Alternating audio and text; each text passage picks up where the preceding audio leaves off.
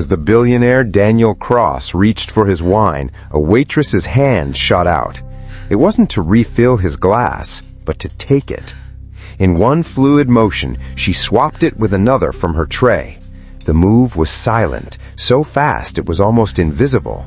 For a split second, Daniel's world froze. His fingers, which were about to close around the glass, just hovered in midair. A sudden, sharp dread washed over him. He opened his mouth to question the strange breach of service, but the words died on his lips.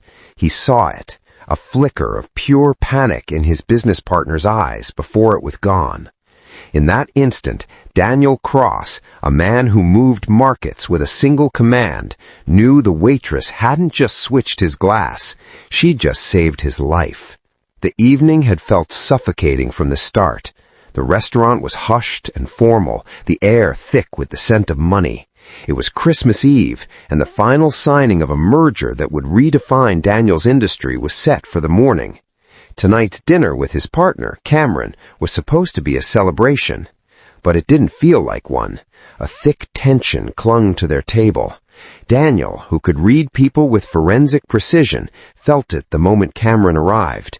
Cameron, usually so confident, was a mess of frayed nerves. His handshake was clammy, his smile a tight, unnatural grimace. He blamed it on the weight of the deal, and Daniel accepted it, even though his gut screamed that something was deeply wrong. Daniel Cross hadn't become a billionaire by being naive.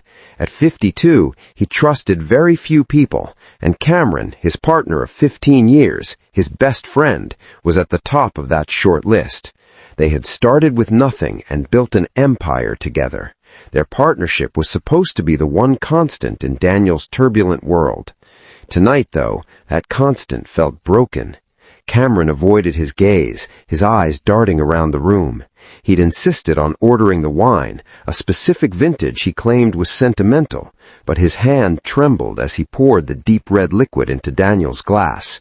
Daniel noted the tremor, but filed it away under nerves. Then Cameron excused himself to the restroom, his face pale and beaded with sweat. "Just need a moment," he mumbled. It was during his absence that the waitress first approached. Her name was Sarah, though Daniel didn't know it then. She moved with a quiet grace that made her almost invisible. She was young, maybe mid-20s, with the neutral expression common among high-end service staff. He'd barely registered her, but as she approached while Cameron was away, Daniel felt a gaze on him. He looked up and met her eyes. For less than a second, he saw not a servant, but an